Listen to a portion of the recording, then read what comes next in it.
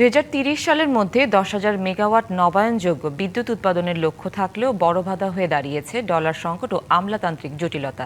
এছাড়া সম্প্রতি এই খাতের ৩১টি সৌর প্রকল্প বাতিল হওয়ায় অনিশ্চয়তার প্রায় $৬ বিলিয়ন বিনিয়োগ। চতুর্থ বাংলাদেশ চীন নবায়ন জ্বালানি ফোরাম শিরোনামে সেন্টার ফর পলিসি ডায়ালগ সিপিডির আয়োজনে এক সেমিনারে এসব কথা বলেন সিপিডির গবেষণা পরিচালক ডক্টর খন্দকার গোলাম মোয়াজ্জেম। এ সময় বক্তারা বলেন, পাওনা টাকা পেতে দীর্ঘ সূত্রতা নবায়নযোগ্য জ্বালানি খাতে বিনিয়োগে বড় বাধা হয়ে দাঁড়িয়েছে।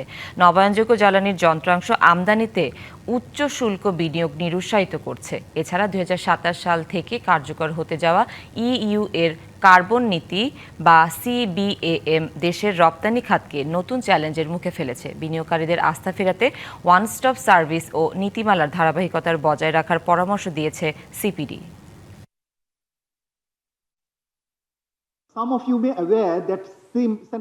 নবায়নযোগ্য জ্বালানি খাতে লক্ষ্যমাত্রা অর্জনের জন্য বিনিয়োগকারীদের আস্থা ফেরানো জরুরি। ২০২৭ সাল থেকে ইউরোপীয় ইউনিয়নের কার্বন নীতি কার্যকর হতে যাচ্ছে।